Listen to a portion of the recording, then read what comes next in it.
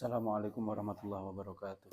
Alhamdulillah Mustafa Muhammad sallallahu alaihi wasallam wa ala alihi wa sahbihi ajma'in wa alhamdulillahi jami'il muslimin wa mu'minin wa ala alihi Muhammad sallallahu masyayikhina masyayikhina wa sayyidina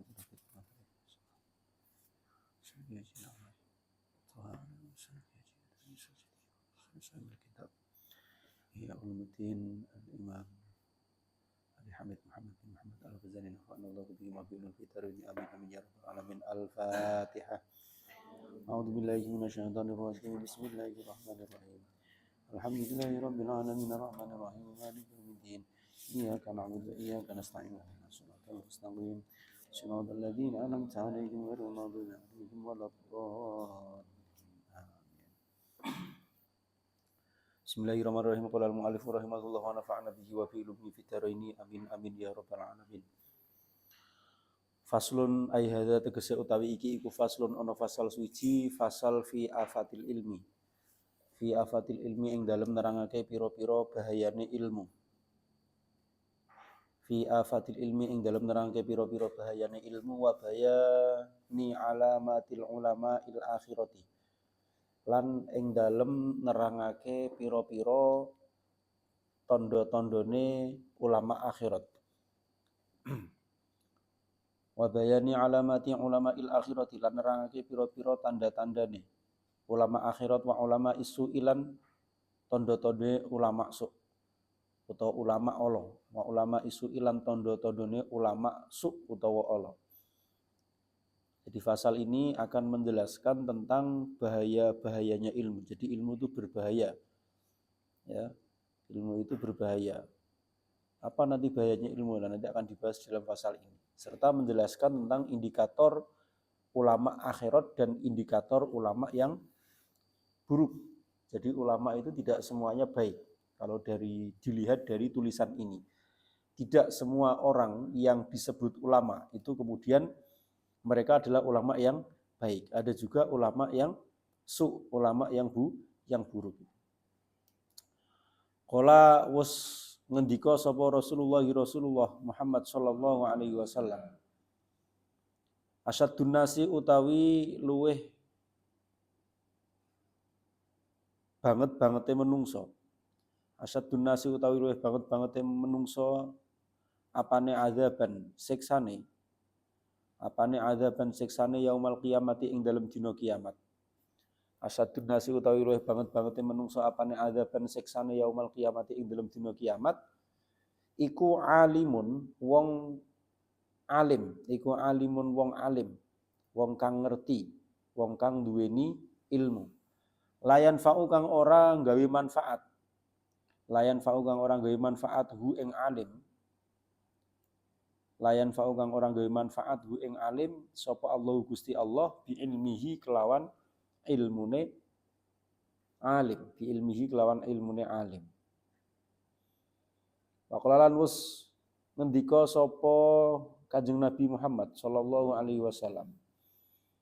Man utai sapa iku isdada tambah sapa man. Man utai sapa iku isdada dadi tambah sapa man apane ilman ilmune. Walam yazdad lan ora tambah. Walam yazdad ora tambah apa sapa man apane hudan petunjuke utawa pituduhe. Lam yazdad monggo ora tambah sapa man minallahi saking Gusti Allah illa bu dan kejaba ing adoh. Illa bu dan kejaba ing adoh.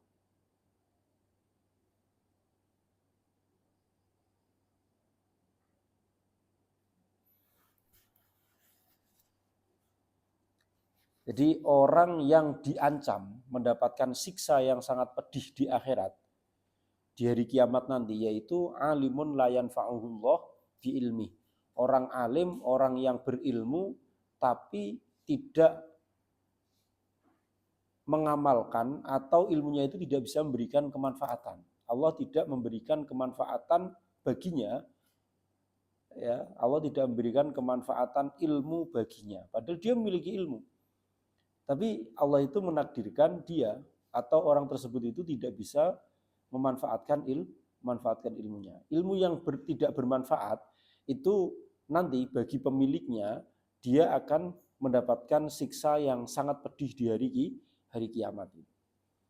Terus kemudian Rasulullah bersabda juga, barang siapa yang bertambah ilmunya tapi tidak bertambah petunjuknya, dia tidak menjadi orang yang semakin baik. Setiap hari ngaji, setiap hari belajar, pagi sekolah, malamnya ngaji, menghafalkan Al-Quran sekalian, sering ikut pengajian dan juga yang lainnya. Tapi walam yazdadudan, tapi dia tidak bertambah petunjuknya, tidak bertambah kualitas hidupnya. Maka diancam lam yazdad minallahi ila budan. Maka dia tidak mendapatkan tambahan apapun kecuali tambahan jauh dari Allah. Inilah kenapa ilmu itu menjadi bahaya bagi pemiliknya. Karena orang yang tidak bisa memanfaatkan ilmu itu ancamannya adalah asyadun nasi adzaban yaumal kiamah. Orang yang hari kiamat nanti itu mendapatkan siksa yang paling pedih di antara manusia-manusia, yaitu alimun la yanfa'uhullahu bi ilmi. Orang alim yang tidak bisa memberikan kemanfaatan dengan ilmunya itu. Dan orang yang setiap hari bertambah ilmunya, semakin pinter, tapi tidak bertambah kualitas kehidupannya, tidak bertambah kebaikannya, tidak bertambah petunjuk-petunjuknya, maka lam yazdad minallah illa budan. Dia tidak akan bertambah apapun kecuali tambah jauh dari Allah. Ini menunjukkan kalau ilmu itu berbahaya bagi yang memilikinya. Maka tanggungan para pencari ilmu itu berat. Tanggungan para pencari ilmu itu berat karena balasannya juga luar biasa. Orang yang mencari ilmu itu man salaka thoriqan yaltamisu fihi ilman, itu hadis yang lain itu sahalallahu lahu thoriqan ilal jannah. Orang yang berjalan di jalan di mana orang tersebut menuntut ilmu, maka Allah akan memudahkan langkahnya, sahalallahu lahu thoriqan ilal jannah, jalan menuju surga. Ini kalau orang ini serius mencari ilmu dan kemudian benar niatannya dalam mencari ilmu. Tapi kalau tidak, ya dia mendapatkan ancaman-ancaman ini. Maka di sini nanti itu orang yang mendalami ilmu pengetahuan itu dia tidak atau haram baginya itu keselamatan. Maksudnya haram keselamatan itu apa? Ya dia bisa jadi menjadi selamat, bisa juga dia itu terjebak ke dalam kerusakan yang sangat luar biasa. Sebab siksanya orang yang punya ilmu itu berlipat ganda dibandingkan orang yang tidak punya ilmu. Dia memiliki pengetahuan tentang halal haram, tapi dia masih melakukan itu. Dengan orang yang bodoh, orang yang tidak tahu hukum halal haram, dia melakukan sesuatu. Orang yang tidak tahu itu kan dia tidak dihukumi sepenuhnya. Tapi kalau orang yang punya ilmu, dia sudah diberikan ilmu, diberikan anugerah oleh Allah, tapi dia tidak melakukan itu tumpuk-tumpuk dosanya. Tumpuk-tumpuk dia tidak mensyukuri ilmu yang diberikan oleh Allah, terus kemudian dia jelas-jelas tahu kalau itu larangan Allah, tahu kalau itu haram, tapi dia tetap lakukan. Jadi dosanya itu berlipat ganda, maka asyadun nas adzaban yaumal qiyamah. Dia menjadi orang yang siksanya itu paling pedih di antara manusia-manusia yang lain ketika dia punya ilmu tapi tidak mengamalkan ilmunya. Ada satu keterangan lagi tuh kayak gini tuh. Di dalam salah satu kitab itu dikatakan ini, jadi ada menceritakan tentang tongkatnya Nabi Musa. Tongkatnya Nabi Musa itu panjangnya sekitar 10 diro. 10 diro itu ya kira-kira kalau satu diroknya itu orang Indonesia itu biasanya sekitar setengah meter gitu ya, karena satu diro itu kan satu jengkal gitu kan.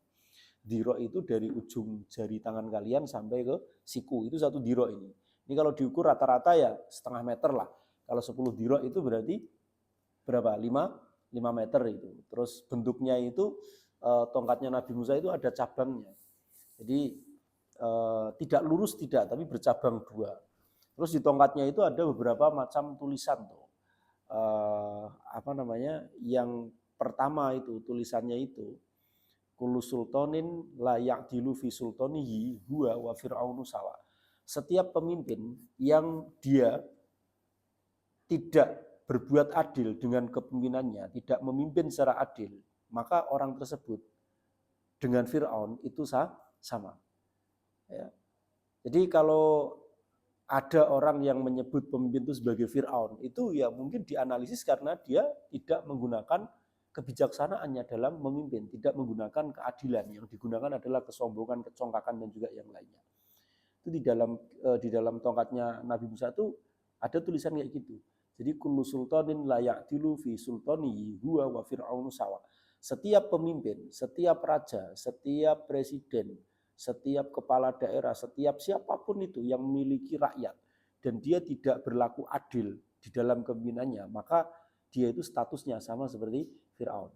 Fir'aun itu termasuk orang yang dilaknat oleh Allah itu.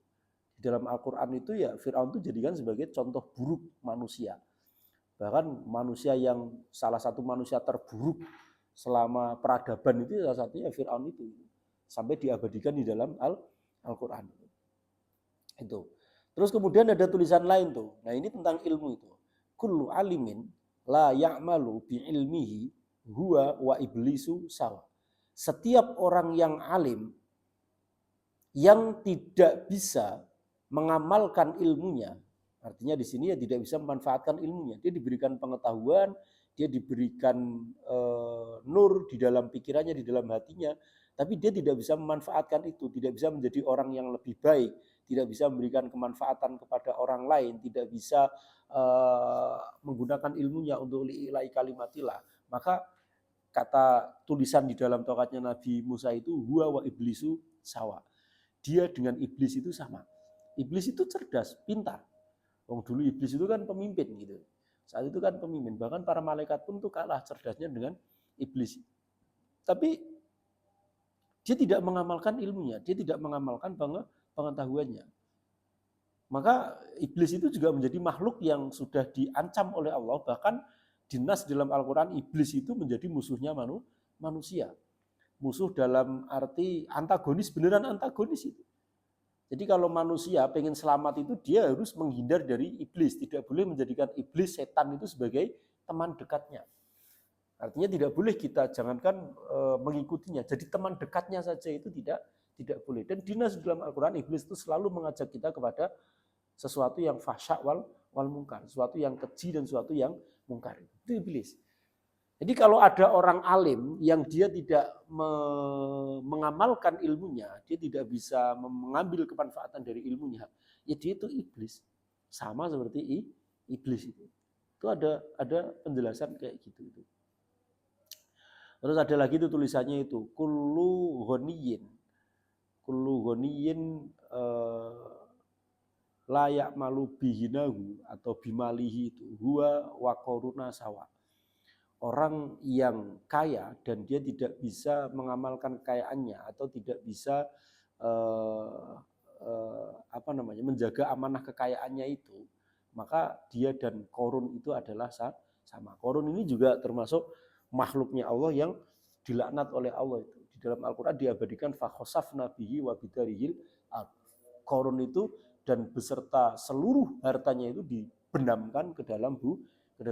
Mungkin itulah yang kemudian ketika ada orang menemukan harta di dalam bumi itu disebut sebagai harta karun itu kan ya, itu dari kata-kata korun mungkin kan seperti itu. Tapi ya kalau Al-Qur'an mengatakan seperti itu ya benar, wong diceritakan di Al-Qur'an itu kan korun itu gudang untuk menyimpan hartanya itu, untuk menyimpan emasnya itu, kuncinya saja itu tidak bisa diangkat oleh 7 orang yang memiliki kekuatan di atas rata-rata manusia. Ya mungkin sekarang bodybuilder kayak gitu ya, seperti Adrai. 7 orang Adrai itu tidak mampu mengangkat kunci gudangnya Fir'aun, saking banyaknya.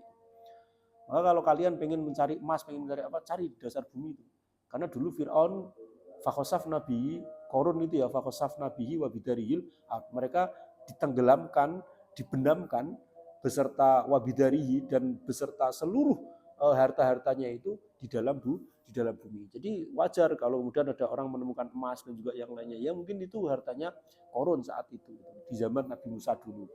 Kalau dibayangkan kunci gudangnya saja itu tidak bisa diangkat oleh 7 orang yang kuat itu kuncinya. Berarti beratnya itu bisa bertonton itu kuncinya. Satu kunci itu paling beratnya berapa? Kalau sampai bertonton kan berarti gudangnya itu bisa jadi ada di seluruh penjuru dunia itu. Jadi dulu penguasa global itu adalah korun itu kan kayak gitu. Itu dibenamkan itu. Ini wujud keburukan. Jadi setiap orang yang kaya yang tidak bisa memanfaatkan kekayaannya itu, tidak bisa mengamalkan kekayaannya dengan baik itu,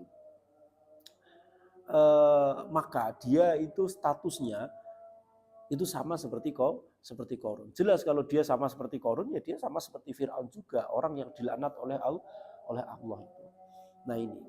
Nah di situ ada keterangan itu tadi ya, sama orang yang alim, kullu alimin la ya'malu bi ilmi, orang alim yang tidak bisa mengamalkan ilmunya, maka dia dan iblis itu sama. Nah sekarang kita introspeksi diri kita itu. Kita itu orang yang diberikan ilmu, diberikan kesempatan untuk belajar.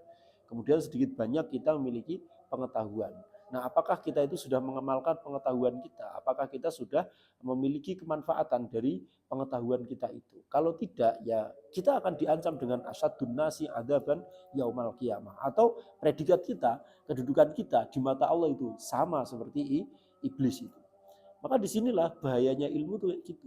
Ilmu itu kalau tidak bisa digunakan dengan baik, ya maka ilmu itu akan kembali menuntut kita, balik menuntut kita itu, meminta sesuatu dari kita. Ini kita diberikan ilmu, diberikan nikmat berupa pengetahuan, tapi kok kita tidak manfaatkan, berarti kita tidak bersyukur kepada Allah itu. Kalau kita tidak bersyukur, wala in kafartum inna adabi lasyadid. Wajar ketika kita oleh Allah itu diancam sebagai manusia yang kelak di hari kiamat itu termasuk atau manusia yang paling berat siksanya itu. Dan diancam juga kita itu selalu dijauhi oleh Allah. Setiap hari kita dijauhi oleh Allah. Jadi kalau setiap hari kita belajar, tapi kualitas kita, kualitas keimanan kita, kualitas akhlak kita, moral kita, dan yang lainnya itu tidak bertambah, maka lam yazdad minallah illa budan. Kita itu setiap hari akan dijauhi oleh Allah. Kalau dijauhi oleh Allah, ya siap-siap celaka kan gitu. Maka naudzubillah, jangan sampai kita sebagai penuntut ilmu, apalagi nanti ketika kita sudah selesai belajar, terus kemudian diberikan amanah oleh Allah, diberikan diberikan nikmat oleh Allah berupa ilmu pengetahuan, kita jangan sampai menjadi orang-orang yang seperti itu. Kita harus berusaha semaksimal mungkin untuk memanfaatkan ilmu kita, untuk mengamalkan ilmu kita, dan sebisa mungkin dengan ilmu kita itu kita terus mendekatkan diri kepada Allah. Itu bahayanya ilmu itu kayak gitu. Wa'lam lan ngerti sapa sira. Wa'lam lan ngerti sapa sira annal alima, sak temene wong kang alim. Wa'lam lan ngerti sapa sira annal alima ing sak temene wong kang alim. Bil khaudi kelawan mendalami. Bil khaudi kelawan mendalami, menyelami. Fil ilmi ing dalam ilmu.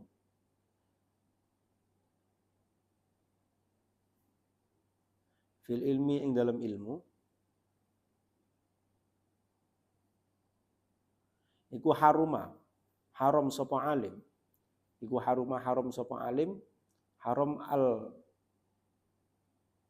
as-salamata ing selamat. As-salamata ing selamat. Jadi orang yang mendalami ilmu, orang alim yang benar-benar mendalami satu ilmu, orang yang ahli dalam satu ilmu tertentu, maka baginya itu diharamkan keselamatan. Diharamkan keselamatan. Artinya dia tidak bisa santai-santai hidupnya, itu tidak bisa itu. Maka fa'imal halaku ono kalane rusak. Fa'imal halaku ono kalane rusak. Wa immas sa'adatu lan ono kalane bejo. Wa immas sa'adatu lan ono kalane bejo al abadiyatu kang saklawase. Al abadiyatu kang saklawase.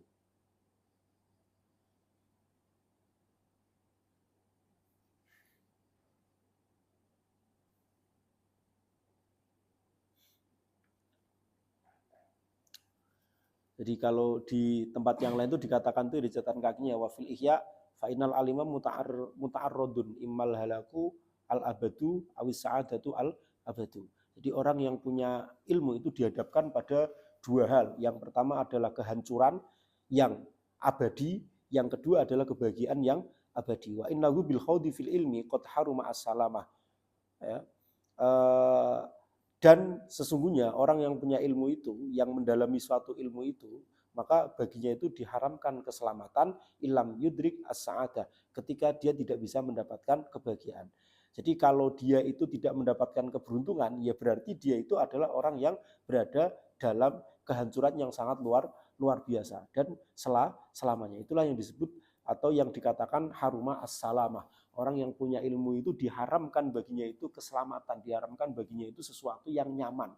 Karena dia itu dihadapkan pada dua pilihan. Kalau dia tidak bisa mendapatkan kebahagiaan, keberuntungan dari ilmunya itu, maka dia itu termasuk orang yang mengalami kehancuran yang luar biasa. Diancam dengan berbagai macam ancaman tadi, seperti dia disamakan seperti iblis, atau dia termasuk orang yang memiliki siksa yang paling berat di antara manusia-manusia yang lain, dan dia diancam selalu dijauhi oleh Allah. Allah nggak mau mendekat kepada orang yang punya ilmu, setiap hari menambah ilmu, tapi dia tidak menambah kualitas kehidupannya itu. Jadi kalau dia tidak bisa mendapatkan kebahagiaan, pasti dia akan mendapatkan kehancuran yang terus-menerus itu. Kehancuran yang abadi, sampai ya nanti pasti su'ul khotimah, meninggalnya itu. Nah inilah orang yang punya ilmu itu berat, ya, berat dalam menjalani kehidupannya. Nah, tapi terus jangan kemudian ini kita jadikan sebagai sebagai satu dalil gitu ya untuk kita tidak belajar, itu tidak. Orang yang tidak punya ilmu itu lebih parah lagi kehidupannya, lebih parah lagi. Ya dia tidak akan tahu mana baik mana buruk, tidak akan tahu bagaimana cara menemukan Tuhannya, tidak akan tahu bagaimana cara hidup yang benar, itu pasti tidak tahu. Ya semakin hancur seperti orang jahiliyah itu. Maka tetap orang yang punya ilmu itu kedudukannya lebih mulia daripada orang yang tidak punya ilmu. Nah, dalil ini adalah supaya kita, orang-orang yang punya ilmu, para ulama itu mereka berhati-hati dalam bersikap. Mereka itu sebagai panutan. Mereka itu adalah orang-orang yang oleh Allah itu diberikan nikmat, diberikan amanah supaya mendidik yang lainnya, supaya mengarahkan yang lainnya untuk berada di jalannya Allah. Jangan menjadi ulama, jangan dipercaya oleh ribuan orang, tapi malah melakukan perbuatan-perbuatan yang dilarang oleh Allah. Penggelapan uang lah, korupsi lah, dan lain sebagainya.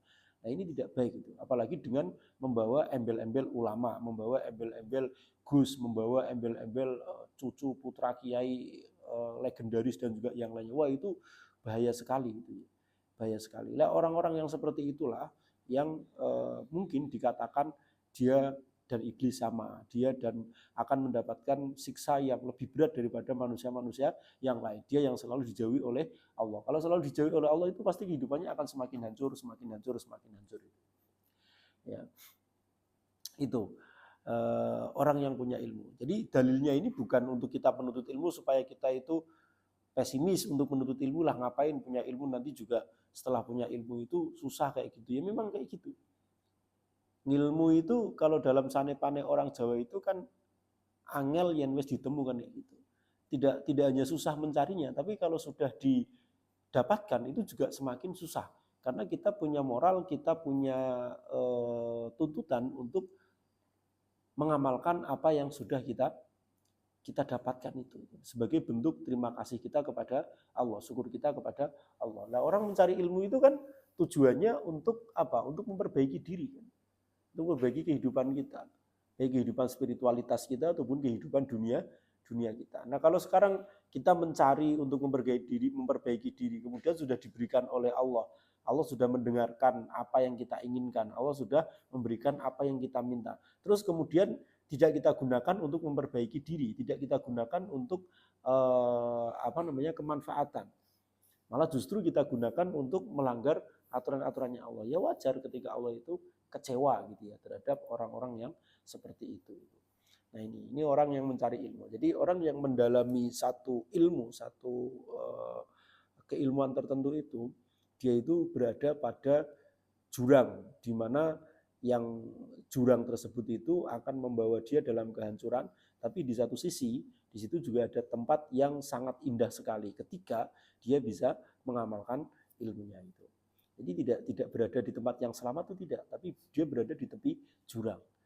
Kalau orang yang tidak berilmu itu kan mungkin ibaratnya dia itu selamat-selamat aja, meskipun nggak ada tempat yang indah baginya, tapi dia mandan-mandan aman. Tapi kalau orang yang punya ilmu itu harum as-salamah, dia berada pada posisi yang terus bahaya.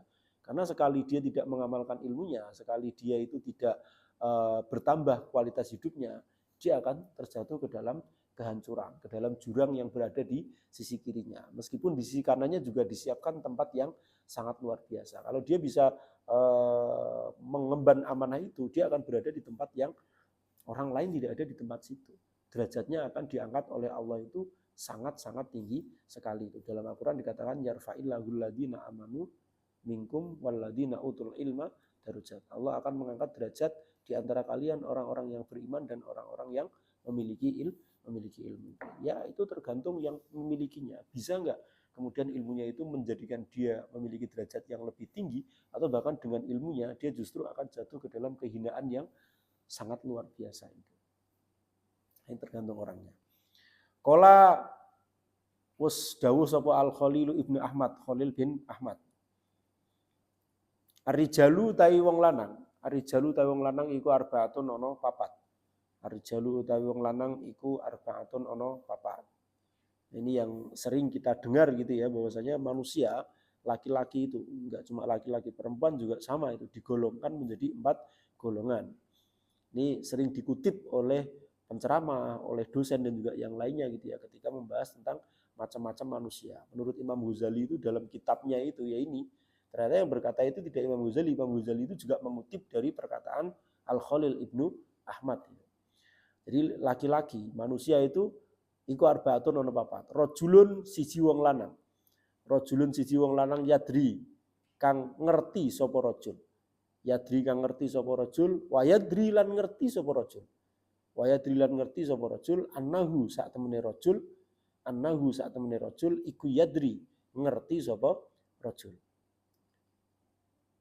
Fadzalika mongko utahi mengkono-mengkono rajulun yadri wa yadri annahu yadri. Fadzalika mongko utahi mengkono-mengkono rajulun yadri wa yadri annahu yadri iku alimun wong kang alim. Iku alimun wong kang alim fattabi'u mongko padha anuta sapa sira kabeh. Fattabi'u mongko padha anuta sapa sira kabeh hu ing rajul. Hu ing rajul utawa alim. Wa rajulun lan nomor lorone wong lanang. Wa rajulun lan nomor lorone wong lanang yadri kang ngerti sapa rajul. Yadri kang ngerti sapa rajul. Wala yadri lan orang ngerti sapa rajul.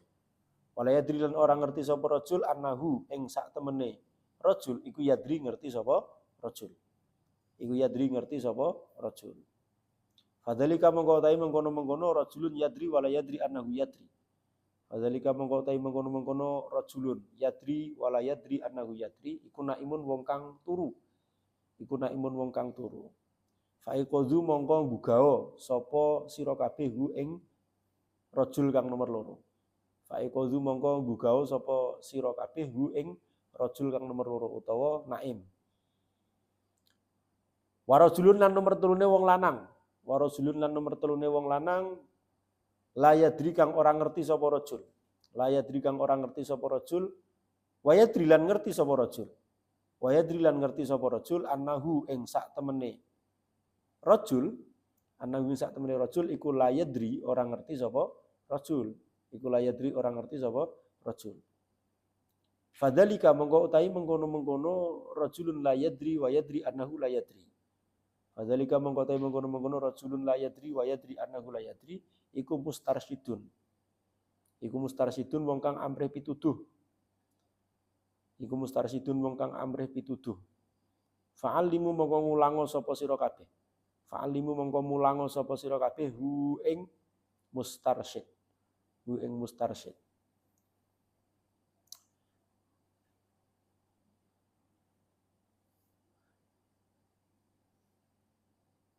Warajulun lan nomor papate wong lanang.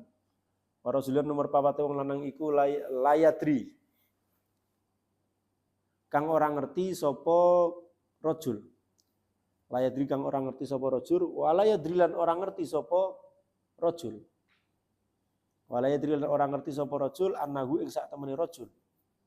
Annahu ing sak temene rajul iku layadri ora ngerti sapa rajul. Annahu sak temene rajul iku layadri ora ngerti sapa rajul. Fadzalika mongko utahi mengkono-mengkono rajulun layadri walayadri annahu layadri. Fadzalika mongko utahi mengkono-mengkono rajulun layadri walayadri annahu layadri iku jahilun wong kang bodho. Iku jahilun wong kang bodho. Fahdharu mongko waspadao sapa sira hu ing rajul kang nomor 4. Fahdharu mongko waspadao sapa sira hu ing rajul kang nomor 4. Ya. Jadi menurut Khalil Ibnu Ahmad, laki-laki itu dibagi menjadi 4 macam orang. Yang pertama adalah rajulun yadri wa yadri annahu yadri. Orang yang pertama, golongan yang pertama ini adalah orang atau laki-laki yang dia itu tahu dan dia sadar, dia tahu kalau dirinya itu tak tahu. Orang yang tahu, punya ilmu, dan dia sadar atau dia tahu kalau dirinya itu tak tahu. Nah, ini adalah alim, orang yang alim. Orang yang alim itu adalah orang yang memiliki pengetahuan dan dia tahu kalau dirinya itu memiliki pengetahuan. Itu adalah orang alim. Bagaimana sikap kita? Fattabi'uhu. Maka kita diminta untuk mengikuti orang tersebut. Kita diminta untuk mengikuti apa? Mengikuti segala macam hal yang ada pada orang tersebut itu. Pemikirannya, mengikuti perilakunya, mengikuti amaliyahnya, mengikuti akhlaknya, mengikuti perkataannya, apapun. Itu kita ikuti. Boleh kita ikuti orang-orang yang seperti itu. Orang yang golongan yang pertama, yaitu rajulun yadri wa yadri annahu yadri. Orang yang memiliki pengetahuan, orang yang memiliki orang yang tahu dan dia tahu kalau dirinya itu tahu. Itu adalah disebut orang yang alim. Maka kita diperintahkan untuk mengikuti orang tersebut. Nah, yang kedua itu adalah rajulun yadri wala yadri annahu yadri. Rajulun atau orang yang dia itu sebenarnya ngalim, dia itu tahu. Tapi la yadri annahu yadri, dia tidak tahu kalau dirinya itu tahu. Janjane pinter, tapi dia tidak sadar loh kalau dirinya itu pinter. Orangnya alim, tapi dia tidak tahu kalau dirinya itu adalah alim. Ini ibarat naimun, orang yang sedang tertidur. Maka tugas kita fa'iqodhuh, kita bangunkan dia, kita motivasi dia. Kita motivasi, kamu itu sebenarnya pinter. Maka kamu itu harus ikut murid-murid masjid. Kamu harus berani untuk mengadakan majelis taklim. Kamu harus berani untuk menjadi imam sholat. Kamu harus berani untuk menjadi khotib Jum'ah. Karena kalau tidak kamu yang maju, nanti diisi-isi orang yang tidak tahu itu. Kita harus berikan motivasi. Terkadang santri itu kan tawaduknya terlalu tinggi gitu ya. Pulang dari pondok, karena merasa baru pulang dari pondok masih merasa santri itu, ketika diminta untuk ikut membantu masjid, makmurkan masjid itu, jadi khotib, jadi imam itu, wah kalau dereng pantas dan juga yang lainnya. Ya kalau kamu tidak pantas, apalagi ya nyuwun sewu orang-orang yang kemudian sudah khotbah, sudah menjadi imam, jauh lebih tidak pantas. Mereka baca Al-Quran saja masih belepotan seperti itu. Padahal syarat menjadi imam itu adalah harus fasih dalam baca Al-Quran. Salah satu rukunnya khutbah pun itu juga harus bisa membaca Al-Quran. Nah kalau dia saja tidak fasih dalam baca Al-Quran, masa ya kita tidak berani untuk tampil di depan. Nah, orang-orang yang seperti ini itu harus kita dorong, harus kita motivasi supaya dia itu mau maju, supaya dia itu mau untuk mengamalkan ilmunya, mau menunjukkan ilmunya kepada orang lain, supaya lebih bermanfaat. Nah, ini golongan yang kedua. Ya, golongan yang ketiga, rajulun la yadri wa yadri annahu la yadri. Orang yang tidak tahu dan dirinya itu tahu, sadar kalau dia itu tidak tahu. Orang yang bodoh dan dia sadar diri kalau dirinya itu adalah orang bodoh. Nah, orang-orang seperti itu adalah orang-orang yang mengharapkan petunjuk, orang-orang yang mengharapkan ada ilmu yang masuk ke dalam dirinya. Maka tugas kita ketika bertemu dengan orang yang seperti itu, fa'allimuh, maka kita diperintahkan untuk memberikan pengajaran, untuk memberikan ilmu kepada orang tersebut. Ya karena dia memang tahu saya itu orang bodoh, maka saya butuh dinasihati, saya butuh mendapatkan pengetahuan dan lain sebagainya. Ini orang yang golongan ketiga ini masih baik ini.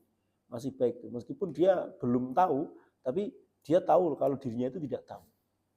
Nanti berbeda dengan yang nomor 4 nih, rajulun la yadri wa la yadri annahu la yadri. Orang yang dia itu tidak tahu, orang yang sebenarnya dia itu bodoh, tapi dia tidak menyadari la yadri annahu la yadri. Dia tidak menyadari bahwasanya dirinya itu adalah orang yang bodoh ini. Wah, ini bahaya. Orang seperti ini ngomong seenaknya sendiri. Taunya yang dia omongkan itu sesuatu yang benar. Padahal yang dia omongkan itu salah semua. Apa yang dia sampaikan itu adalah kebohongan semua. Apa yang dia sampaikan itu adalah hawa nafsunya semua. Nah ini kan bahaya orang seperti ini. Maka kita diperintahkan, orang seperti itulah disebut sebagai jahil, orang yang bodoh itu. Fahdaruh, kita harus waspada dengan orang-orang yang seperti itu. Ya, belajar agama tidak pernah, tapi berbicara tentang agama. Baru belajar agama 1 bulan, tapi kemudian sudah berani menyerang orang yang sudah puluhan tahun belajar agama dan memiliki gelar profesor, doktor misalkan, disalah-salahkan, dibodoh-bodohkan. Itu profesor bodoh itu, tidak paham agama dan juga yang lainnya. Ada kan orang-orang semacam itu. Itulah golongan orang yang la yadri wa la yadri annahu la yadri. Dia sebenarnya belum tahu, dia sebenarnya itu bodoh. Tapi dia tidak sadar kalau dirinya itu bodoh. Rumangsanya pintar. Nah, orang-orang yang seperti ini itu harus kita jauhi. Jangan kita dekat-dekat, jangan kita bergaul dengan orang-orang yang seperti itu. Minimal kita waspada lah. Waspada, jangan kemakan sama omongannya. Maka perlu ketika kita berbicara dengan orang atau mengenal orang atau ingin mendengarkan omongannya orang, itu kita tahu track recordnya, kita tahu backgroundnya dia itu seperti apa, dia pernah belajar di mana, dia gurunya siapa, terus kemudian dia kumpulnya itu dengan orang-orang seperti apa. Nah, ini menentukan pola pikirnya itu. Kalau ternyata dia tidak pernah belajar agama, tapi dia selalu mengomentari hukum-hukum tentang agama dengan bermodalkan pada ChatGPT misalkan, atau bermodalkan pada Google, Gemini itu terus kemudian mengomentari orang-orang yang puluhan tahun ya belajar agama dari nol, dari Mabadil Fiqhiyah sampai kemudian bisa baca Fathul Qorib dan bisa baca Mu'in dan lain sebagainya, dan bahkan sudah malang melintang mengikuti Basul Masail, ya bahkan belajarnya tidak hanya cukup di Indonesia, sampai ke luar negeri, sampai ke Timur Tengah. Itu yang dikomentari oleh orang yang baru 1 bulan belajar Al-Quran. Ini sebenarnya secara logika harusnya kalian itu bisa mikir gitu. Netizen itu bisa mikir harusnya. Siapa dengan siapa itu untuk dibandingkan saja, untuk melakukan perdebatan saja itu sudah tidak apple to apple. Itu kalau misalkan terjadi perbedaan pendapat saja itu bahasanya Gus Bah sudah bukan perbedaan pendapat ini. Perbedaan pendapat itu ketika antara ulama dengan ulama, misalkan Imam Ghazali dengan Ibnu Rus, ya ini perbedaan ulama, perbedaan pendapat ini. Nah kalau kita berani berbeda pendapat dengan Imam Ghazali, mengkritisi Imam Ghazali, saya kritisi pemikiran Imam Ghazali itu, ya itu bukan perbedaan pendapat, jelas kita yang salah. Kalau bahasanya Gus Bah kan seperti itu. Ini ada profesor teologi dijelek-jelekan oleh, ini kan sering terjadi itu misalkan Nyuwun Sewu, orang-orang yang mengkritisi Prof. Quraisy itu, menganggap Prof. Quraisy itu adalah Syiah, tafsirnya itu kacau dan juga yang lainnya. Loh, dia itu profesor, belajar tafsir itu selama 17 tahun, karyanya itu puluhan. Karya monumenalnya, fenomenalnya itu tafsir Al-Misbah yang 15 jilid itu, segitu. Itu hanya dibantah oleh orang yang mungkin baca Al-Quran saja nggak bisa. Hanya karena dia tidak setuju dengan salah satu pandangan Prof. Quraisy jika yang dimaksud jilbab, Prof. Quraisy itu salah satunya menuliskan adalah pakaian terhormat. Jadi hanya karena perbedaan pendapat itu. Dan dia tidak tahu kalau ulama-ulama itu juga ada yang berbeda pendapat seperti itu. Kalau kita pelajari tafsir itu, mufasir itu juga mengatakan jilbab itu bukan kerudung yang kalian pakai itu, ya tidak. Jadi ada juga ulama yang berpendapat bahwasanya rambut itu bukan bagian dari aurat perempuan. Kalau di dalam itu kayak gitu. Lah ini orang belum lihat pendapat mufasir, hanya dengar-dengar dari gurunya yang mengajarkan itu doktrin dan juga yang lain, kemudian sampai yang Nyuwun Sewu, sampai menjelek-jelekan Pak Quraisy itu apa itu, dituduh golongan inilah, dituduh radikal, dituduh liberal lah, dan juga yang lainnya kayak gitu. Itu yang menuduh adalah orang yang sama sekali tidak paham terhadap agama. Jangankan menafsirkan Al-Quran, membaca Al-Quran secara benar saja itu belum tentu dia bisa. Nah ini kan kalau kita itu ikut-ikutan mendukung atau kita itu sedikit saja percaya dengan orang seperti itu kan sesuatu yang aneh. Sesuatu yang aneh. Orang yang tidak paham diadu dengan orang yang memiliki kepakaran dan diakui oleh pakar-pakar dunia itu. Prof. Quraisy itu kalau misalkan di Azhar itu diakui oleh Syekh Asyar. Bahkan kelasnya Gus Bak saja itu mengakui kalau Prof. Quraisy itu adalah seorang mufasir. Nah ini kok ada orang yang mungkin baca tafsir saja itu tidak pernah, tapi kemudian mengkritisi, dan bahkan tidak hanya cenderung mengkritisi, tapi menjelek-jelekan, menganggap pendapatnya Prof. Quraisy itu adalah pendapat yang salah. Bisa jadi dia juga belum baca tulisannya Prof. Quraisy di dalam menafsirkan jilbab itu gitu loh. Karena kalau kita baca tafsir Misbah itu kan sebenarnya Prof. Quraisy itu tidak sering mengambil sikap gitu. Prof. Quraisy itu hanya memaparkan. Sebagian ulama memiliki pendapat seperti ini, sebagian ulama memiliki pendapat seperti ini. Terus nanti Prof. Quraisy itu kadang-kadang tuh mengambil sikap. Kalau penulis lebih cenderung kepada pendapat yang seperti ini dengan alasan ini. Jadi di situ tuh pemaparan secara objektif pendapatnya orang-orang. Ilmiah tuh kayak gitu. Tidak asal-asalan kita terus dengan hawa nafsu kita memilih itu, terus kemudian kita yakini ini sebagai sebuah kebenaran. Enggak ada. Semua itu sifatnya tidak ada yang qot'i, tidak ada yang pasti. Bahkan hasil penafsiran dari ulama-ulama dunia itu sifatnya dzon. Semua ilmu itu sifatnya adalah dzon. Sifatnya itu hanya prasangka. Tidak terus kemudian ini hak yang benar pasti ini enggak. Bisa jadi itu benar di masanya, tapi kemudian tidak benar di masa yang lain. Jadi tidak bisa kita fanatis terhadap satu pengetahuan yang kita miliki. Kita harus melakukan analisis secara lebih mendalam. Jadi itu. Nah, ini terjadi semacam itu. Orang-orang seperti itu, orang-orang yang la yadri wa la yadri annahu la yadri itu banyak. Apalagi di era media sosial seperti ini. Setiap orang tuh bebas untuk ngomong. Tidak tahu background-nya apa, tiba-tiba ngomong tentang agama. Orang pernah belajar ilmu nasab, tiba-tiba ngomong tentang nasab. Tidak pernah belajar ilmu teologi, akidah, tiba-tiba ngomong tentang akidah. Tidak pernah belajar tentang syariah, tiba-tiba itu ngomong tentang syariah. Itu sekarang banyak orang kayak gitu. Nah kalau ngomongnya itu tidak mengomentari agama, mengomentari moral, mengomentari apa, itu setiap orang tuh punya nilai moralnya sendiri-sendiri, silahkan gitu loh.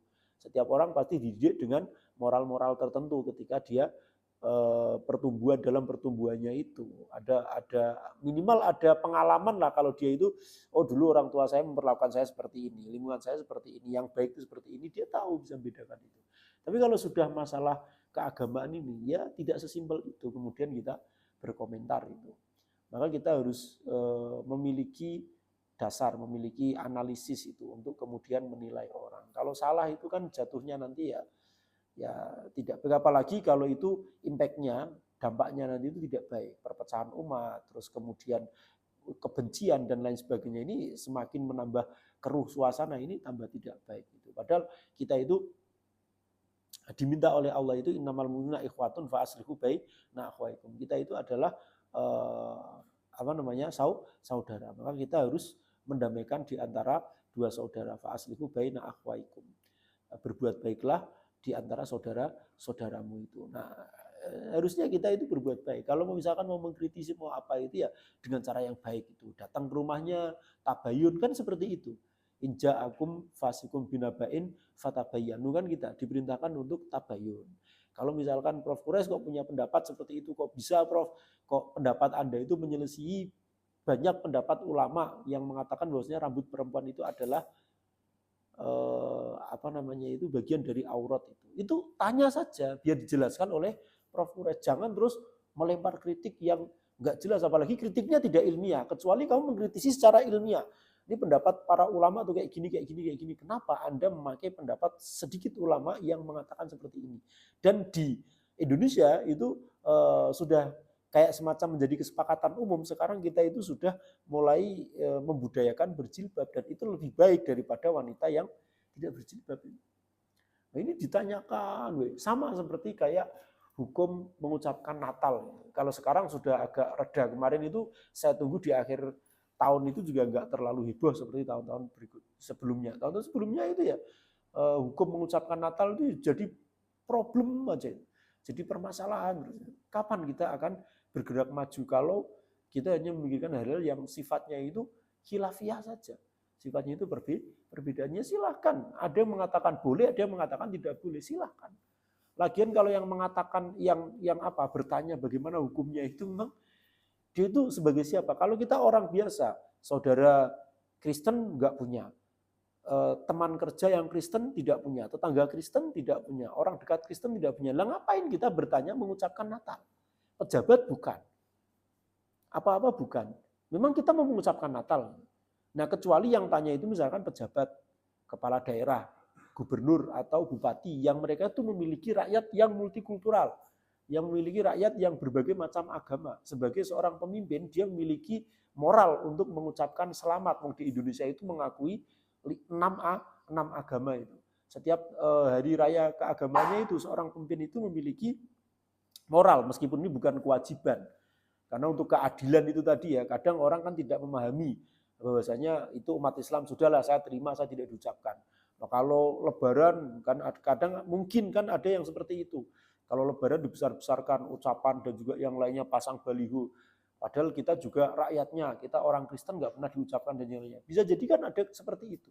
Dan sebagai tidak keadilannya itu, pemimpin itu memiliki beban moral untuk mengucapkan itu. Nah, ketika orang yang memiliki beban moral untuk mengucapkan itu, misalkan kita memiliki teman sekantor yang Kristen, kita memiliki tetangga yang Kristen, kita memiliki saudara yang Kristen. Nah, ini kan kita memiliki beban moral. Ini wajar ketika kita tanya bagaimana hukumnya mengucapkan Natal, karena kita memiliki kewajiban moral untuk mengucapkan Selamat Natal itu. Tapi kalau kita nggak punya semuanya itu, lah ngapain kita tanya untuk apa? Untuk apa? Untuk gaya-gayaan, untuk ngece-ngece orang, untuk menjelek-jelekan orang. Ilmu itu tidak digunakan untuk seperti itu. Tapi ilmu itu adalah digunakan untuk meningkatkan kualitas kita. Ilmu itu digunakan supaya perilaku kita, perkataan kita, sikap kita itu terhindar dari kesalahan-kesalahan dan senantiasa mendekatkan diri kepada Allah itu. Itu tujuan kita mencari ilmu. Lah kalau ilmu hanya untuk pamer-pameran supaya saya kelihatan keren, bahwasanya hukumnya Natal tuh kayak gini, kitabnya ini, untuk apa kayak gitu itu? Enggak untuk keren-kerenan. Ilmu itu adalah untuk memberikan kemanfaatan kepada orang lain dan juga untuk memperbaiki diri kita itu. Nah, semoga kita terhindar dari orang-orang yang seperti itu. Waqala Sufyanu wallahu a'lam bishawab. Terima kasih, wallahu a'lam bishawab. Assalamualaikum warahmatullahi wabarakatuh.